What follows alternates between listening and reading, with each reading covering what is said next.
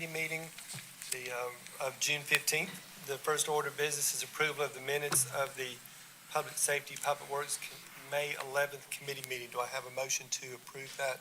Motion to approve. I have a motion by Councilmember Judy. Do I have a second? Second. Second by Councilmember Tyser. All in favor, raise your hand. And that's unanimous. Thank you very much. So fire does not have any items, so we'll move on to Public Safety Police Department. And this is consideration to accept an unmanned aircraft system,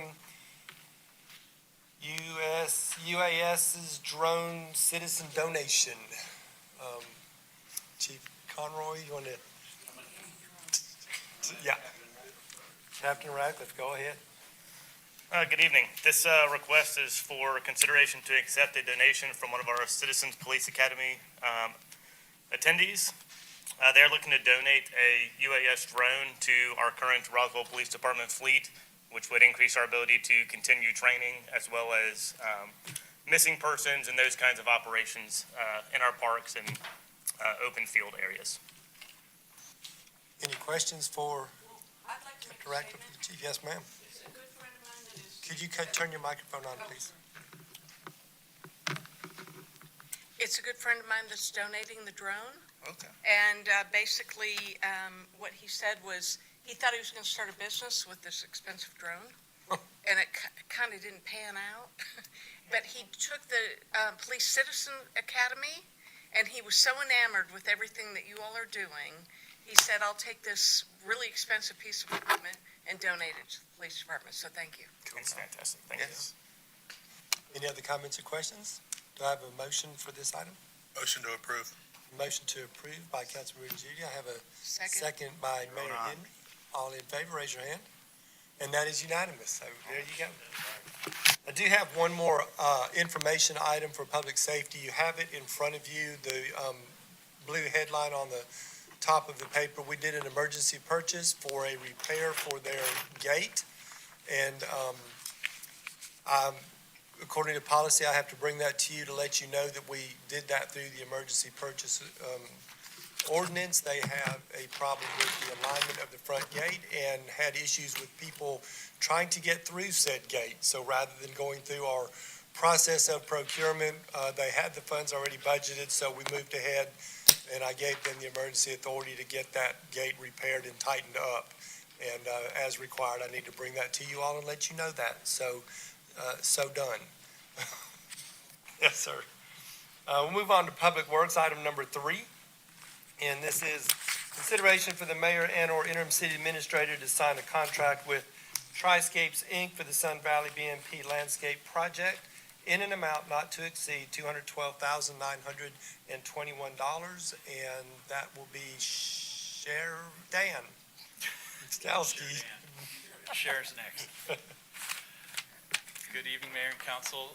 This, I believe, is fairly straightforward, although it took us a little while to get here. Back in 2018, Sun Valley Road was completed, and this is the general project area that we're talking about. So this is Highway 9, this is Sun Valley Crossing, and this is the best management practice that was put in as part of that project.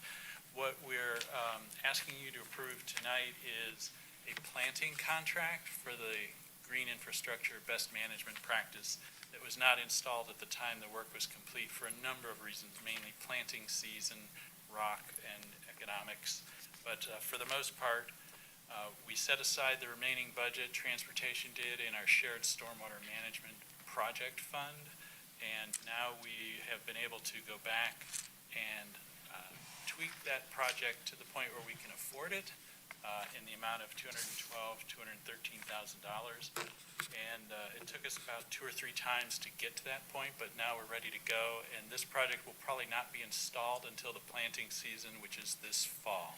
So I'll be happy to answer any questions. This is with a combination of that shared stormwater money and tree bank fund, which we also set aside specifically for this project.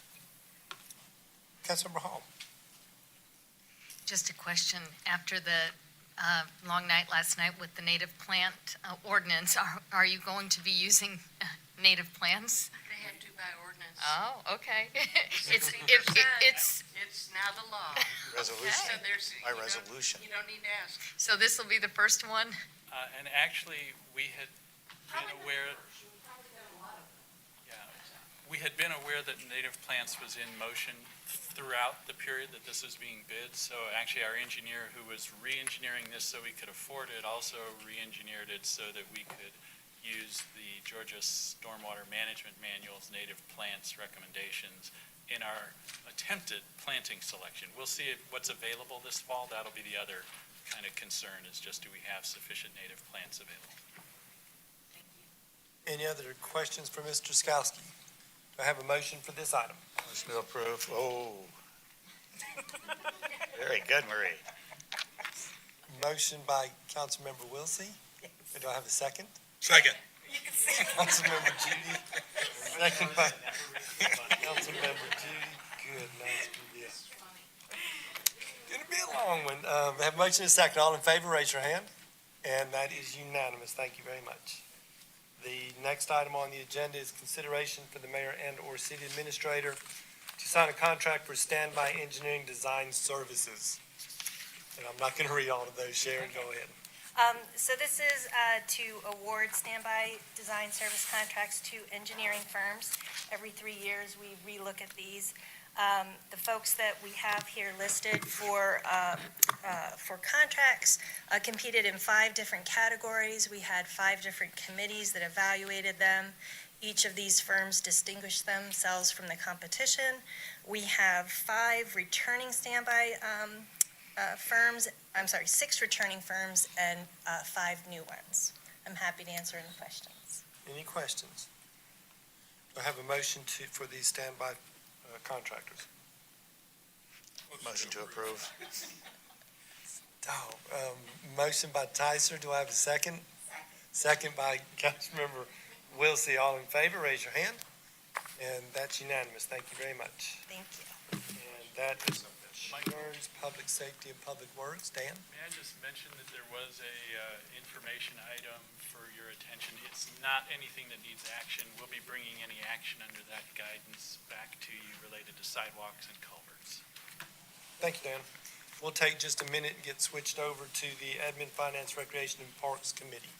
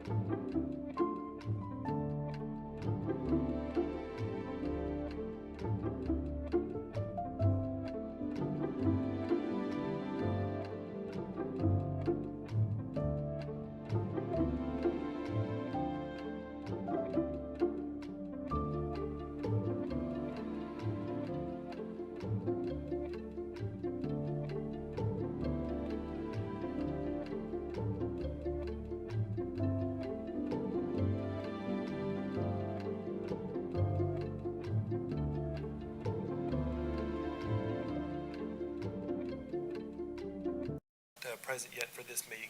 First item on the agenda is to approve the minutes of the Admin, Finance, Recreation, and Parks Committee of May 11th. Motion to approve. I have a motion by Councilmember Tyser. I have a second by Councilmember Judy. All in favor? That's unanimous. Item number 2 is consideration of a community development block grant coronavirus round 3 scoring recommendations. I'll turn it over to Mr. Alford. Thank you, Michael. So this is just a re-review of the projects and proposals that were submitted for the round 3 CV funding. We took this to the May 11th, 2021 Admin, Finance, and Rec and Parks Committee meeting, and you guys requested more time to review the proposals.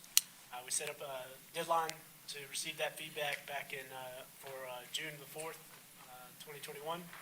I had 3 members of mayor and council responded that they would like to move forward with staff's recommendations. I had 1 council member provided their own scores, and then I had 1 provide revised allocations. 2 didn't provide any additional feedback. So what we have here is the projects alphabetized, the application title. Here's the staff score again that we presented in May. Here's the mayor and council score. This is one council member's scores here. Here's the request, the initial staff recommendations, and here is the council member that provided alternative allocations. So what we need to do is approve these allocations in some form or fashion to move to the mayor and council meeting end of June. So the difference in the recommendation from the council member is the 100,000 for the first one was split and shared with Rec and Parks for 50,000. So is there any discussion on, or any direction for this spreadsheet on how we want to move forward? Councilmember Hall? I like the mayor and council recommendation. All right. Any other comments, direction? One caveat, I did talk to Jeff Leatherman this morning and asked him if they received partial funding, would they have additional funds to fund the project? The pavilion project was $130,000 request. He said they did not have those funds, so they would need some kind of direction on how they wanted to, how they get the rest of those funds. So we need to reallocate the other 50. Yeah, it'd have to be funded in full, or you could partially fund it with grant dollars, but they would need additional city funds to make up the difference. They wouldn't be able to move forward with the project with just 50,000 in grant funds. In my mind, we either need to pull all the funding or fund it. Go, the staff recommendation would be the only difference. Any other comments? Do we have a motion to move forward? A motion to move forward with staff recommendation based upon what Charles just said. Have a motion to move forward with the staff recommendations. Is there a second? Second. Second, that's by Councilmember Judy, second by Councilmember Wilsey. All in favor, raise your hand. And that is Councilmember Tyser, Judy, Wilsey, and Mayor Henry, all opposed. Councilmember Hall, thank you. So we'll move forward with the staff recommendation.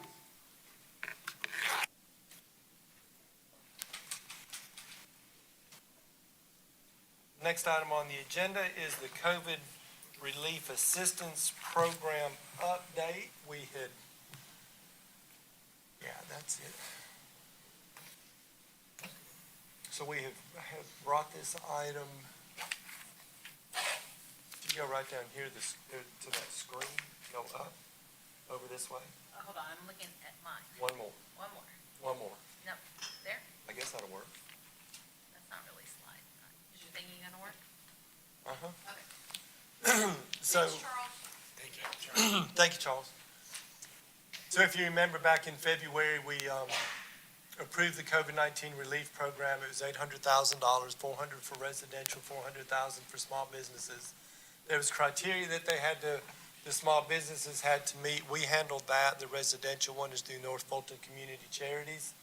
On May 11th, we brought an update back to you all to talk about where we were at. We actually have 31 applications that were funded out of a total of 79 total applications, or $200,000. There was some questions that were asked in regards to the percentages of, they had to have a 25% loss one year to the next. So out of the 31 applications that were approved, the losses ranged from 29.6, almost a 30% loss, up to a 76% loss of those that were approved, that fell into the range of being able to get the awards. Out of the ones that were not approved, there was 8 applications that gained revenue from the year before, anywhere from 754% gain to an 8.28% gain. And then there were 15 applications that did not get funded because they did not have enough of a loss, and that ranged from 7.8 to 23% range. So the 25% looked like a pretty good, it actually looks like it came out to a pretty good break point. We weren't real close, 23.5 to 29.5 differences, so there wasn't anybody that was right on the bubble. But you had asked that kind of where the percentages fell into. 25% of the 25 of the applications that were not approved, it didn't even include this. It was because of other reasons that they did not get their funding. So another question was asked, what the businesses were. So we went through all of the businesses that applied and went through the NAICS codes, and this is the breakdown of it. I don't know if you have any questions or not, but it's across the board. We did have food service, the restaurants, there were 5 of those, 11 healthcare or social assistance in that group. Professional, scientific, and technical services was 9, along with wholesale and resale trade was 9. So those are kind of our biggest groups, and then 21% falls into the other services. So it's a really, really wide breakdown. I think we hit across the board on people that applied, the applications that came in. We got a really wide range. So there's some remaining funds, $200,000, and this is kind of the meat of what we're talking about here today, is what to do with it. And staff was directed to go back and try to look at some things that we could use it for. One of the things that came to our mind was getting the community back out, getting the community together, giving the businesses reason to have people back in their areas all around the city. And what better way to do that than through events? We haven't had those in a year and a half. We're getting ready to kick off some of our events again, Alive in Roswell being the big one next month. We're proposing to bring several events back in to kind of jumpstart our, social community again and try to bring people back out and about. But we can't do that by going back and grabbing sponsorships all the time. That puts the burden right back on the businesses that were in need of some financial help to start with. So Recreation and Parks and Special Events got together and did a great job of coming up with some one-day events, some two-day events, some large, some small, some on the east side, some on the west side, and put together, and it's a kind of a menu of items for you, but it's about $154,000 worth of events that we could do to really get the citizens back out, the community back together. I think it's a great benefit for the citizens, a great benefit for the businesses in the area, just to get people back out. So this is a presentation or a proposal that's coming from your staff of what we think is a great spend of not quite all of $200,000, but $154,000, and wanted to get your input if you would like us to move forward in this direction. And I'll open up for any comments if anybody has any comments or questions.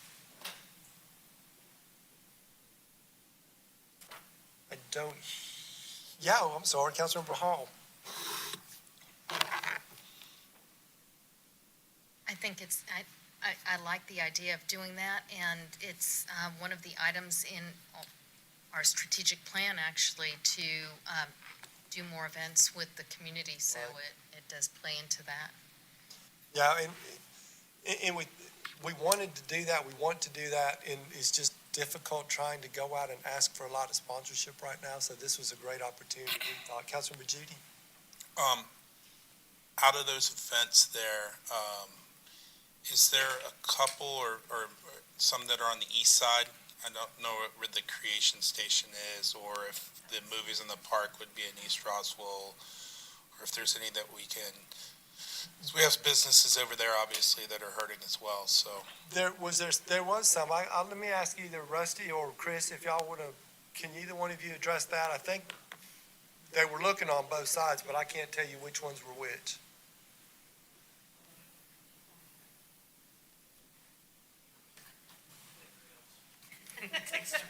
Does take 3 of us. So I'll touch real quick on the Creation Station. That's something our Cultural Arts Division has taken on. The Creation Station is actually going to utilize a city transit van that we're using and create an artistic element out of that that will create a mobile art station that goes around the city to different parks and locations that we'll promote through social media. It'll engage the community to come out and create an artistic experience within that specific area that'll be mobile. So we'll create that out of that van space that'll have supplies, et cetera, that'll be a part of that. So the intent would be for that to be all over the city of Roswell. Can you explain that to me? Sure. It's a van that drives around, Yes. and what does the van do? So we will supply it with art supplies, and what we will create is different artistic stations within that park on that day that will create activities for the community to participate at that location at that moment in time. So is it for children, We're- adolescents, adults? We plan to try to hit a wide array of different demographics that we can touch on, depending on the time, location, and where it'll be. I'll jump in on Food Truck Fridays and movies in the park. We normally run the Food Truck Fridays at Riverside Park and the movies down at Riverside Park through August. So the thought was we created one more in there by having three that we could move to the east side of town and strategically place Food Truck Friday at East Roswell Park, or we could do Food Truck Friday and the movies at East Roswell Park, combine them, or do two separate events there. So that was kind of the Yeah, thought that's process. I think it would be great if there was any way to try one of the music events on the east side and then possibly one of the movie events too. We We're can also in get the creative process. about where they might be. Which isn't part of this, is our end of summer that we do. Right. Since we've lost the fireworks at Centennial High School. We're coming back And to that'll be at East Roswell and Park. that's got a music, stage set up, festival, all that we're trying to plan right now. Right, So that's right. there as well. And let me just say this is a little bit like me. We want this to happen throughout the city, and council shouldn't have to direct staff to choose various locations. We need to have confidence in you that you are going throughout the city. Every part of the city is equally engaged. That's my goal. So anything that we do, we need to be equally engaged, and I'm sure that you all are doing that. But perhaps maybe when you do your presentations, and I equate it to the native plants with the 60%, I'd just like to know a percentage on where these projects are going. You know, what percentage of our population are we serving? Because there are different population counts. Sure. And what percentage of businesses are we serving? So that would just be a good Scorecard type. Anything else? We have this in for discussion. Yeah. I'd like to ask for a motion to move this forward, though, so that we have the ability to go ahead and do these. Is there a motion to approve this list? Yeah, I motioned to move forward. I also wanted to say, it seems like you've got a lot of bang for the buck, too. I mean, there's a lot of events here and a wide-ranging events for the And budget some of that's- my events that's are available. both like sponsorship and vendor dollars and, throwing some money towards some of the organizers so that they can kind of come back. Like Dia de los Muertos is one example. We want to up the game from 2 years ago now. Oh, yes. I'm just So I quiet. have a motion from Councilmember Wilson. Do I have a second from Councilmember Judy? All in favor, raise your hand. And that is unanimous. So we will work this list and start bringing some folks back out and enjoying things again. Thank you for that. Thank you. Next item on the agenda is the discussion to hire a firm to scope out and advocate for federal funding opportunities that we have. I got it, Jan, it's all on one. That we might have here in the city. So we had presented a request for assistance in matching some of the federal funding in the local programs that are coming forward from the feds. We're looking for a firm that would help us, that would really be instrumental in identifying, pursuing specific funding. And I say specific, not only from where the funds are coming from, but our needs here in the city. The firm would advocate on our behalf and help us in writing and administering whatever applications or grant process might be needed for specific funds. there were a couple of questions that were brought up at the committee meeting that I just wanted to address today. One of those was, is there organizations, and I think GMA was used as an example, so I just kind of continue that example, that might be of assistance or a resource to the city. And then the other one was some questions about payment. Can we do this on a pay-for-performance type basis? Let me just, I checked with GMA, not only on their website, but so GMA and those type of associations are wonderful associations for high-level stuff. When you go on their site, they have an entire page full of stuff for the rescue plan, but it's all incredibly high-level, incredibly generic. And if you think about it, it should be, because they're serving every city in the state. So in doing so, they focus on information, general resources. Their advocacy is for our local legislatures. And that's about as far as they go. They don't get specific with the city of Roswell working with the Federal Highway Administration, those kind of relationships that we really need, which is why we were moving towards trying to find a firm that actually does that. There is a lot of great information on GMA. Our finance director has a lot of that information when GMA puts it out too, so we kind of get a lot of that already. As far as the procurement process and the pay for performance, we haven't found that anywhere in this type of environment. It doesn't mean it doesn't exist, and it doesn't mean we can't ask for it. So I think it'd be great if they only wanted us to pay when we receive funds from them. So in talking with Ryan in our purchasing division, we can absolutely ask that question. What are your payment terms? What are your payment options? What we do want to be careful about is that we don't specify a very unique payment process or payment terms that would take people out of the contention of working with us. If the market dictates generally that they do it on a fee basis, then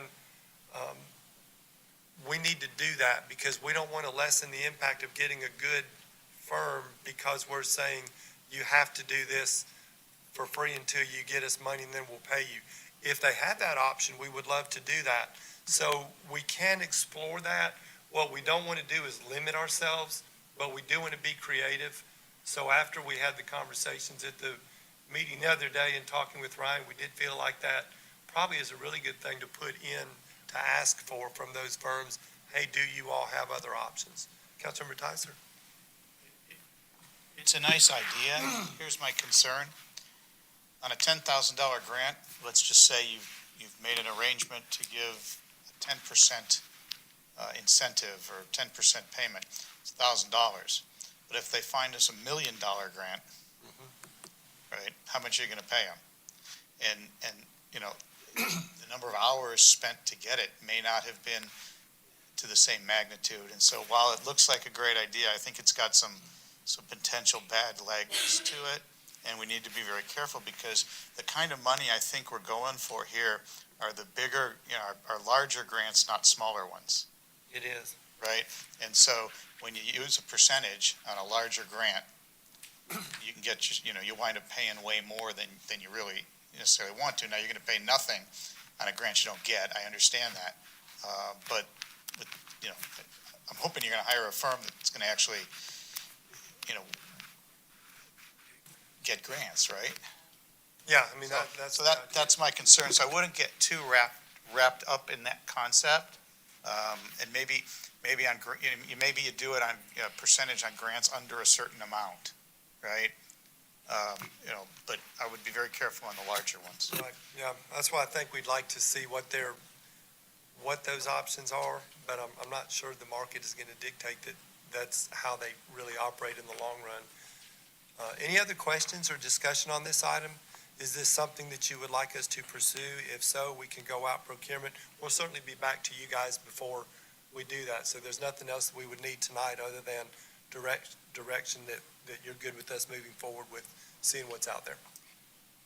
Councilmember Wilson? Yeah, so question just on length of contract. Is there like a minimum amount of time that we would need to, I think we were looking for a 12-month. for it? Ryan, was that what y'all were thinking about too? I think it was looking for an annual contract, and then we'll see where we're at. It's something that can be renewed if things are going well. If it's a dry well, then I don't know, but, yeah, for the first one, it'd be like a 12-month. Councilmember Hall?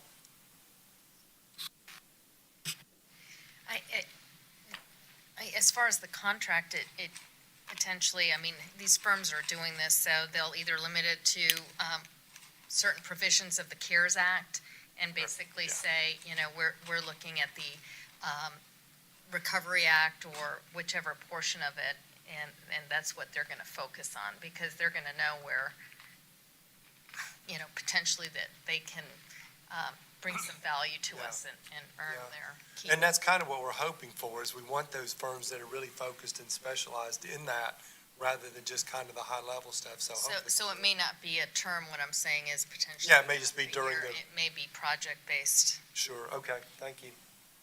Anything else? All right, we'll move on to the next item. We have what we need there. Oh, this is an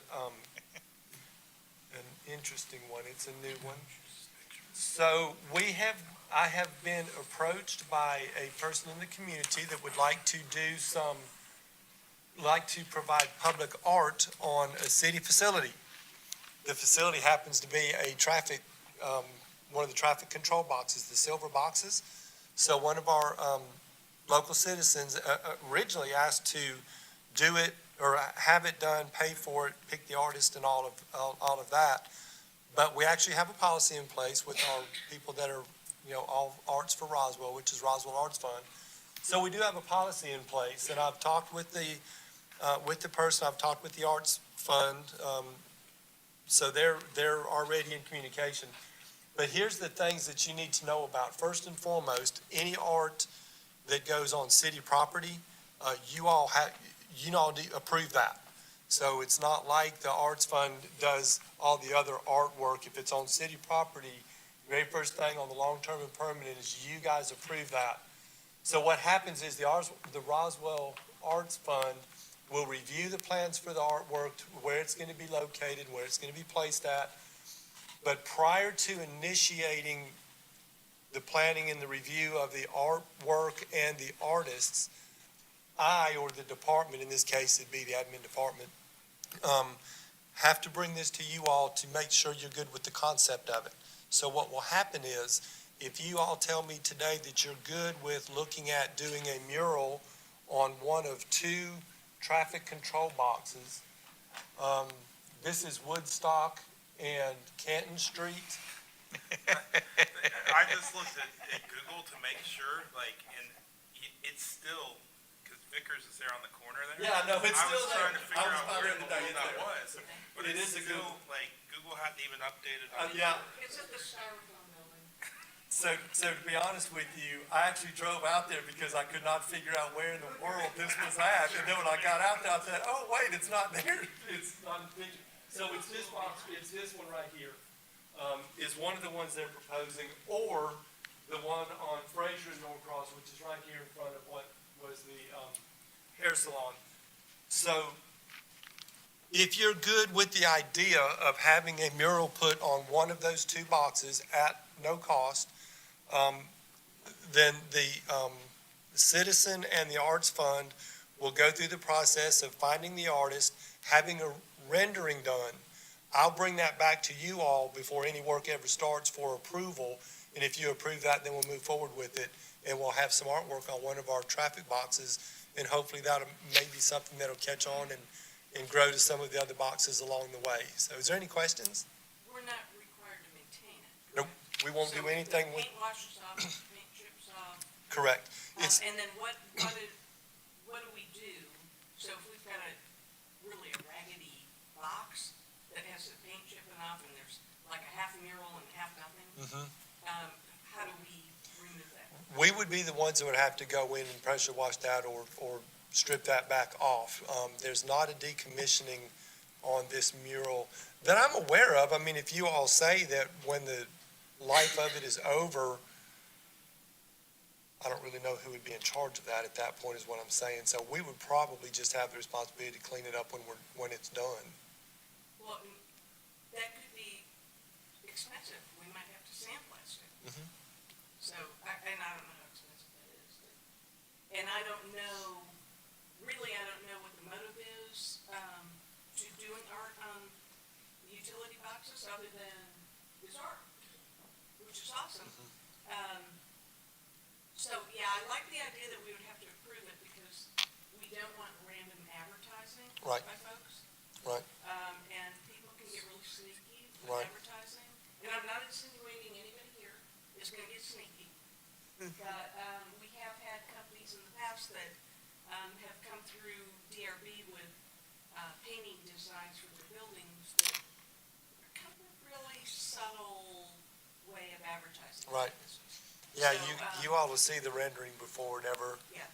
before it ever goes on. So, and I guess my other question would be who's going to maintain it or remove it? Remove it. I'll find that question out. I'll make sure Because that, that's gonna be a cost to us. I'll make sure I have that, yeah, when I bring the rendering back, if you're interested in moving forward with this. Councilmember, Wilsey. Yes, no, thanks. No, I think it's really interesting and great that a business is interested in investing in the public art in the community, and I think that's the kind of thing we'd like to see more of.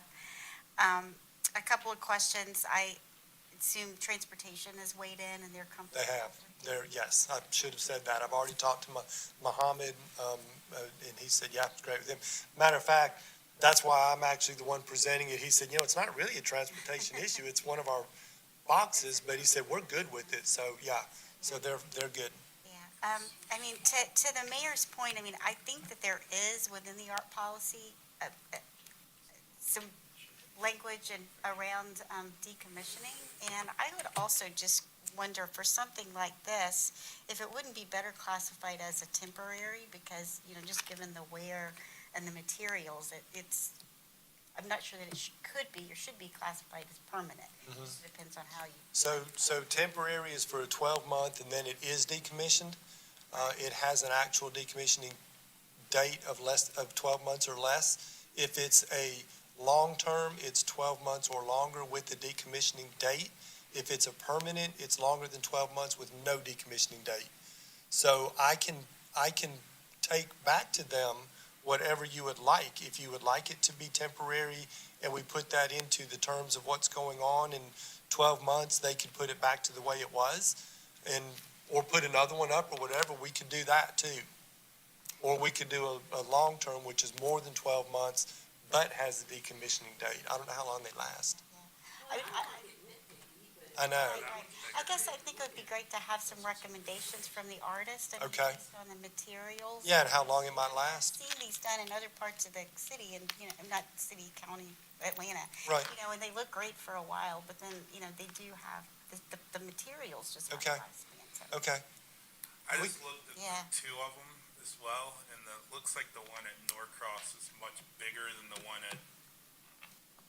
on Canton Street. Okay. So I think, I don't know, plus I think it's in a better spot, to, kind of lighten it up, I don't know, so, yeah, so I think, whatever they come with, we can then make that decision.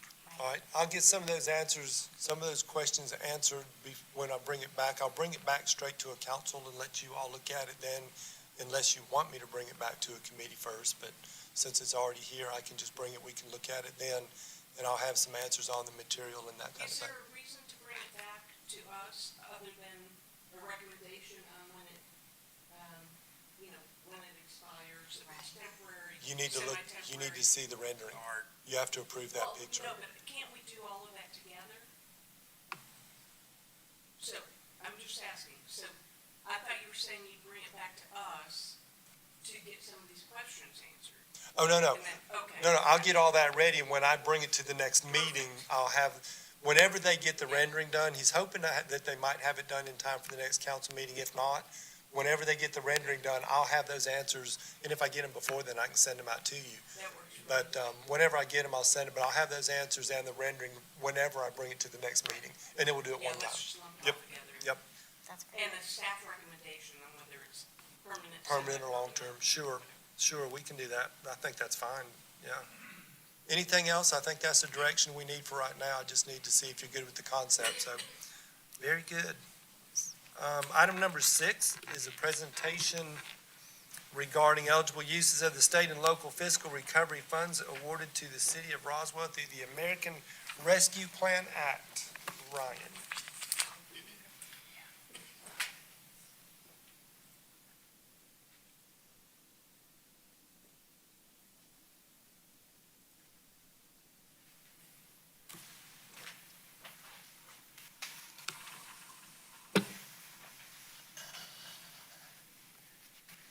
Hi, everyone. This is a presentation to basically introduce some of the initial guidelines that we've received from the U.S. Treasury regarding the state and local fiscal recovery funds. And it's kind of talk about also the process, next steps, kind of moving forward. So just to give you some context, the state and local fiscal recovery funds were part of the overall American Rescue Plan Act that was passed back and signed into law back in March.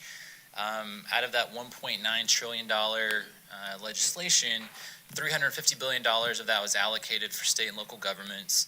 And as you can see here on the slide, the state of Georgia is receiving $4.8 billion, Fulton County is receiving $206 million, and then we as a city are receiving $11.3 million in assistance. According to the U.S. Treasury, we show you here some of the funding objectives. That includes supporting COVID-19 response efforts, replacing lost revenue for state and local governments, stabilizing households and businesses, as well as just addressing public health and economic challenges. So we have received the first half of our allotment, about $5.6 million. We received that back on June 1st, and we will be receiving the second half of the funding in the next after the next 12 months. So in the legislation itself that was signed into law back in March, basically it includes some very broad guidelines. And since the legislation was signed into law, the U.S. Treasury Department was working on providing very detailed guidance for us to follow. That was issued, it was called the Interim Final Rule back on May 10th. And basically the city has flexibility within those guidelines. You'll see there's basically 4 broad categories. So the city has flexibility to use the funds how best we see fit within those 4. We're not required to use a certain percent on each category or anything like that. The guidelines, I wanted to point out, encourage consideration of any disproportionate impacts on certain segments of the community when allocating funds. So they're encouraging throughout the guidance that we consider that as we decide how to use the funding. The guidance also urges local governments to engage the community in developing plans to use the funds. So these are the 4 broad categories that were included in the legislation. So first, the category was to respond to the public health emergency or its negative economic impacts. And this can include assistance to households, small businesses, nonprofits, or actually aiding impacted industries such as tourism, travel, and hospitality. The second one was to respond to workers performing essential work during the public health emergency by providing premium pay to eligible workers. The third one was the provision of government services to the extent of revenue loss due to COVID-19. And then the fourth one dealt with making necessary investments in water, sewer, or broadband infrastructure. So I'm going to give you some more information about each of these categories. I will say this first category is kind of the longest one, so it'll take me a couple minutes to kind of review that, but we won't spend that much time on all the other ones. Those will move pretty quickly. So the first category deals with public health and economic impacts. And here, the eligible uses must respond to the disease itself or the harmful consequences of the economic disruptions resulting from or made worse by COVID. So basically, we have to, in order to use funds under this category, would have to identify some type of harm that's resulted from COVID, and then be able to say, here is a program or a service that would then intervene or help address that particular harm or impact. The guidance that we received from the U.S. Treasury Department does provide some examples. It's not an exclusive list. We're allowed to go outside of that. We just have to be able to show that connection and how we're responding to the negative impacts of the COVID emergency. So just to give you some examples, one broad category deals with COVID mitigation and prevention. So this can include things like vaccination programs, medical care, testing, contact tracing, all the way down to, actually purchasing personal protective equipment for staff. So a lot of things that are designed to specifically either prevent COVID or mitigate the effects of COVID. The next category gets into medical expenses and behavioral health care. We're allowed to use funding for that, as well as public health and safety staffing. And you might remember that that was really the biggest category that we used the CARES money for that we received last year. They have changed the guidelines a little bit in this round, so we would probably not qualify to be able to use funding in this category, primarily because, as you can see here, they require that the employee or the division be primarily dedicated to responding to the public health emergency in order for us to be able to qualify for that. So another subcategory that falls under public health and economic impacts deals with disparate public health outcomes. And this kind of goes back to what I said earlier about focusing on those segments of the population that might have been disproportionately impacted.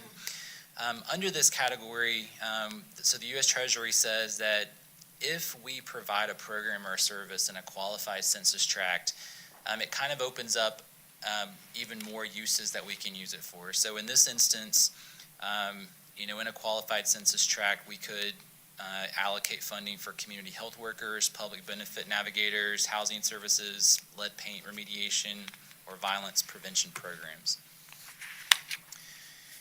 The second part of this first category then deals with economic impacts. So here, the eligible use must be designed to address an economic harm that resulted from or was made worse by the public health emergency.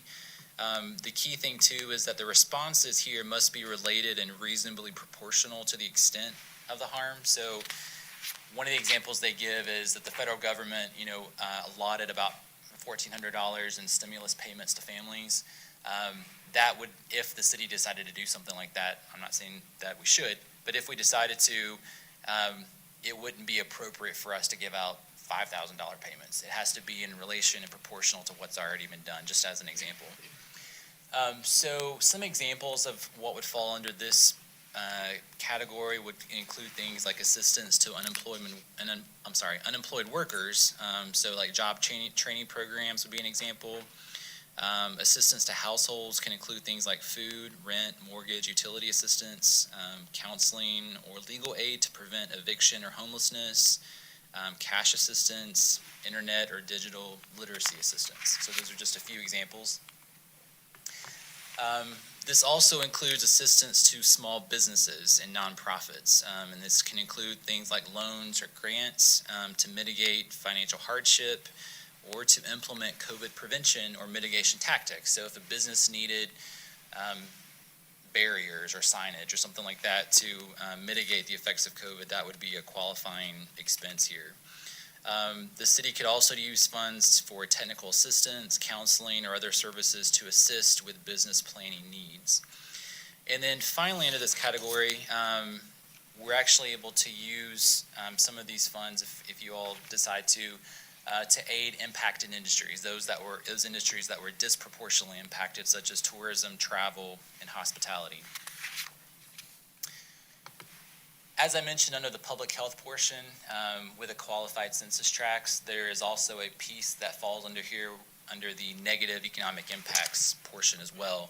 So in this subcategory, funds in qualified census tracts could be used for investments in neighborhoods and housing. That could be to address homelessness, affordable housing development, housing vouchers, educational disparities, so early learning centers, educational services to address academic needs. It can include healthy childhood environments, so that could be new or expanded child care, home visitation programs, and child welfare programs. So that wraps up the first category, and then moving on to premium pay for essential workers. Here, they define essential work as work involving regular in-person interactions or regular physical handling of items that were handled by others. And then an eligible worker was one that was needed to maintain a continuity of operations of essential critical infrastructure. Under this category, funds can be used for either public or private sector essential workers. The premium pay has a maximum amount of $13 per hour in addition to their regular wages. It can be provided retrospectively or prospectively. The Treasury does encourage prioritizing retrospective pay where possible. And they also encourage us to prioritize, if we decide to use funds in this category, compensation for lower income eligible workers that performed essential work. The third category deals with revenue loss that we experienced as a city. So we may use some of these funds for the provision of government services to the extent of revenue that we lost as a result of COVID.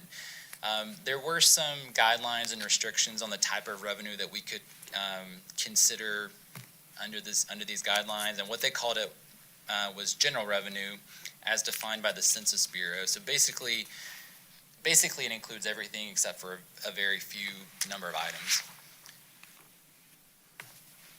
The Treasury Department, yes. For example, on that, with the rec fund, it was impacted because we didn't have things be a possible. Yes. That's what they're talking about here. Yeah, that's included as something we can count. Right. So they actually provided a formula to ensure consistency across jurisdictions and how we actually calculate our revenue loss. And basically, the way it works is our base year would be our FY 2019.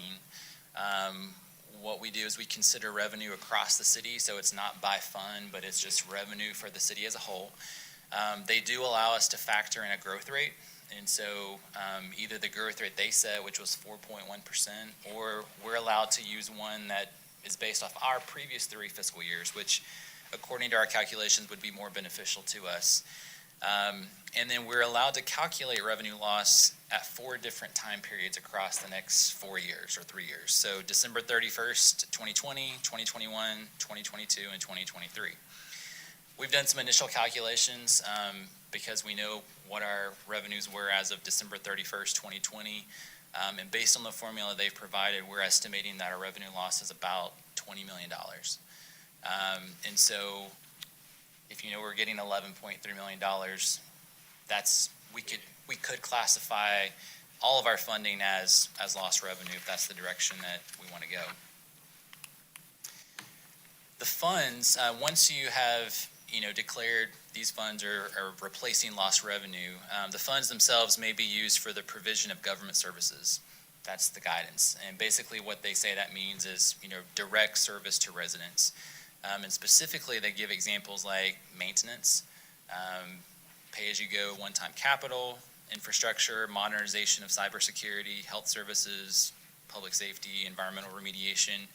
Specifically, what's excluded would be debt, legal settlements, or adding to our reserve funds. We couldn't use the funding for that purpose.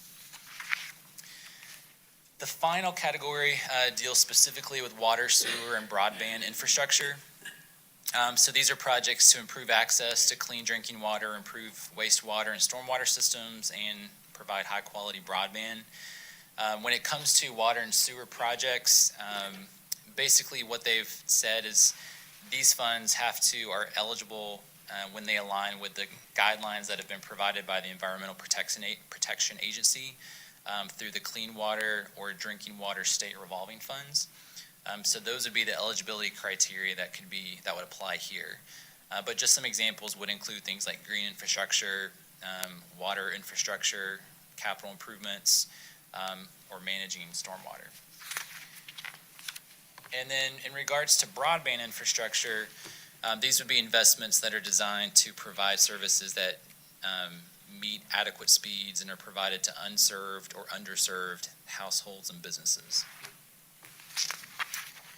So that's the guidance that we received, about 150 pages worth of guidance for those 4 categories, distilled down to this. So some of the other basic guidance that we received regarding the funds, I've already mentioned a few of these. So specific restrictions they call out, we can't use it for pension funds, cannot be used for non-federal match for federal programs, we can't add to our reserves, and we cannot use it for legal settlements. Also, all of these funds are subject to audit requirements for federal awards. So you may know that, anytime we receive a federal grant, it's kind of held to a higher level of scrutiny when it comes to our annual audit process, and this would fall under that category. In terms of timelines for the use of funds, so the funds have to be, the cost has to be incurred, or funds have to be obligated between March 3rd, 2021 and December 31st, 2024. So we have a lot of time. Recipients have until December 31st, 2026 to actually finish spending obligated funds. And as I mentioned earlier, we've received half already. Half will come in the next 12 months. And the idea behind that from the guidance is that, just in case things were to change with pandemic, if conditions change, it gives us time to make adjustments on how we intend to spend those funds for whatever purpose falls within the guidance.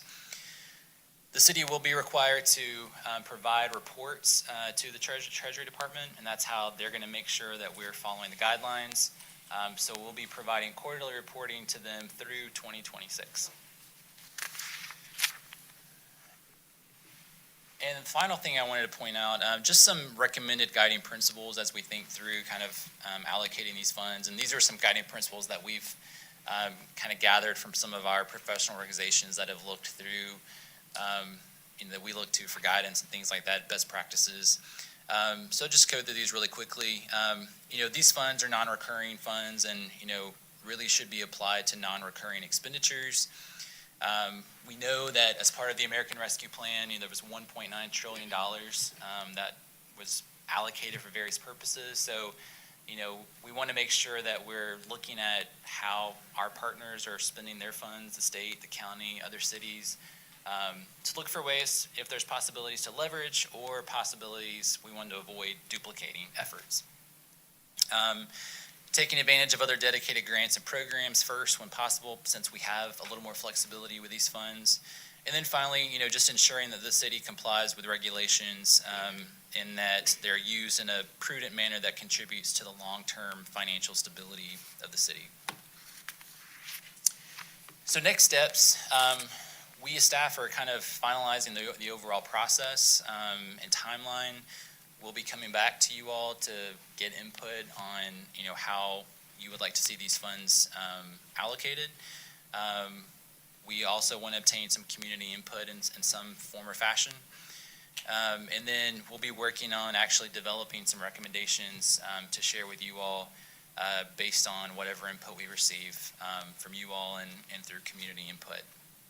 And that'll be brought back to a future either committee meeting or work session, depending upon if you all have a preference. So with that, that concludes the presentation, and I'll be glad to answer any questions, or if you have any initial guidance or feedback, I'll be glad to take that as well. Thank you. So thank you for distilling the 190 pages down to your presentation. I think you're right. Section A is the hardest to kind of wrap your head around. So something like the pavilion that we talked about earlier, that sounds like something because it services seniors who were adversely affected to maybe a higher degree. Am I understanding that kind of correctly? I think the guidance is probably a little more strict than that, just because it is, we would have to prove a direct kind of causation from COVID to this harm, and this is how we're addressing this harm. And so... They can't be indoors. Yeah, that could be one possibility. We'd probably accomplish the same thing through the revenue loss category as well.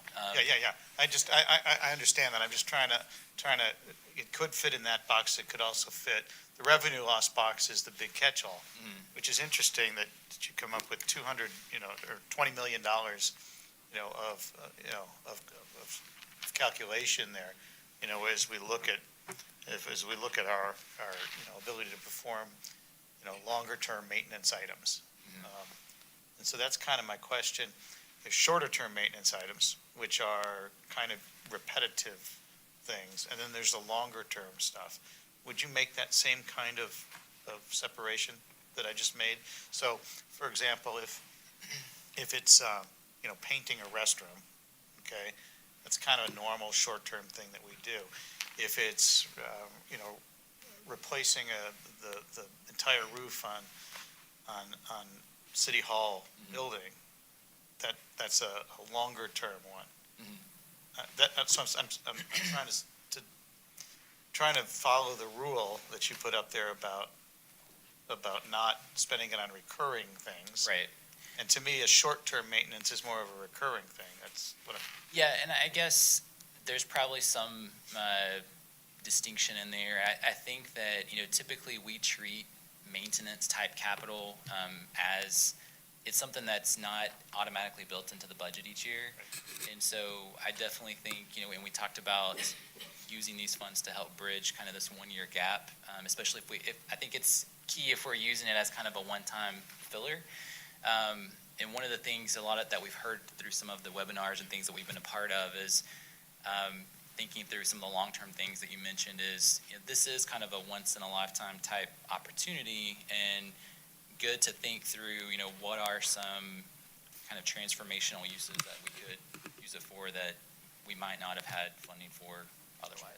If you could go back to your last slide just a second. Mhm. So, I like the last slide, to have staff come forward with some of the ideas and thoughts that y'all might have, and then let us react, and let the community react to those kind of things, rather than give us a blank sheet of paper and say, come up with a bunch of ideas. I think that's a great way to do it, because y'all know what those kind of longer-term, once-in-a-lifetime things, that are out there.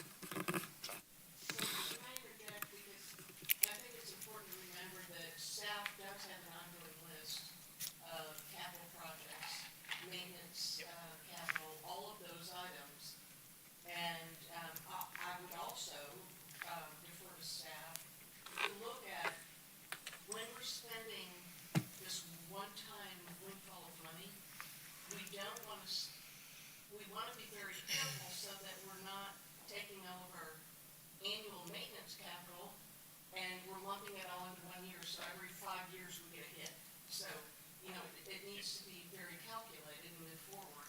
But we need to look at all of our capital projects. We need to look at the possible funding on T-SPLOST, possible funding on bonds. We need to look at all of that big picture. And I think that while staff can frame that, it is going to be a council objective. Sure. My point was, it'd be great if staff could put that framework together.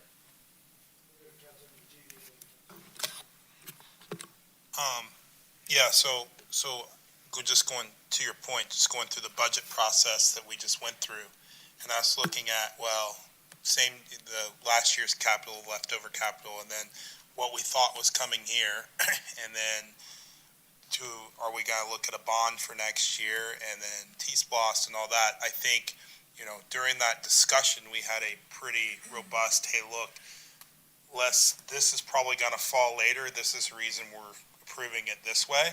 So I think going back to that conversation of things that we passed up, the one-time capital for parks, stuff like that, during the conversation, anticipating this, I think having that as the framework moving forward will help us we've already discussed it.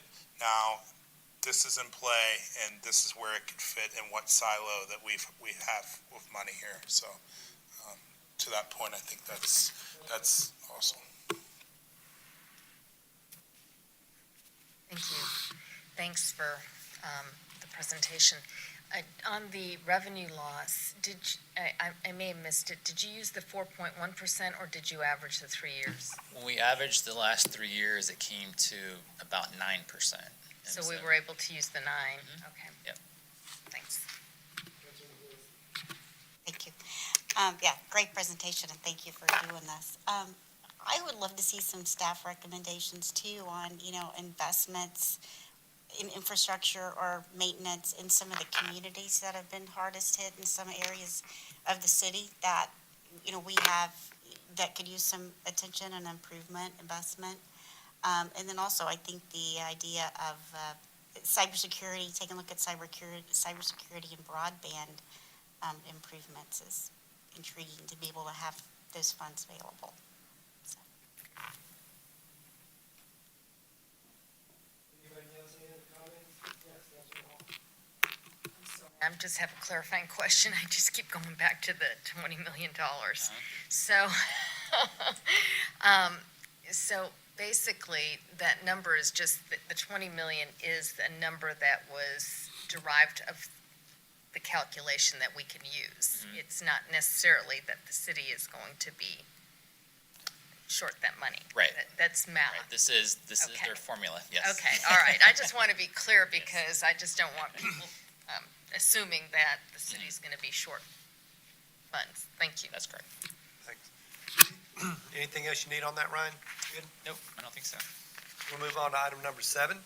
It's the consideration for the mayor and/or city administrator to sign a contract with Data Pros LLC for mailing and printing services for business license, utility, and tax billing in the amount of $140,022. Yes, so we have contracts with a vendor that provides all of our bill printing and mailing services for taxes, utilities, and business licenses. This contract was up for renewal, and so we went out with an RFP a few months back. The notice was sent to about over 700 industry suppliers. We received 10 proposals. 8 of those were evaluated, and we are recommending to go with Data Pros. They have been in the business for 25 years. This would be a change in vendor for us, but they've been in business for 25 years. They have more than 300 municipal clients across the country. They are based in Texas, but they do have 12 clients already in Georgia. And we are recommending to sign a contract with them.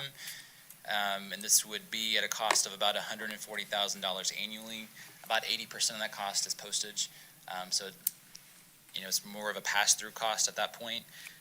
But we're recommending a 5-year contract with them. And essentially, this is no change in the price or the cost that we're paying today. Any questions for Mr. Luckett? Do I have a motion? I have a motion by Councilmember Judy to approve. Do I have a second? Second by Mayor Henry. All in favor, raise your hand.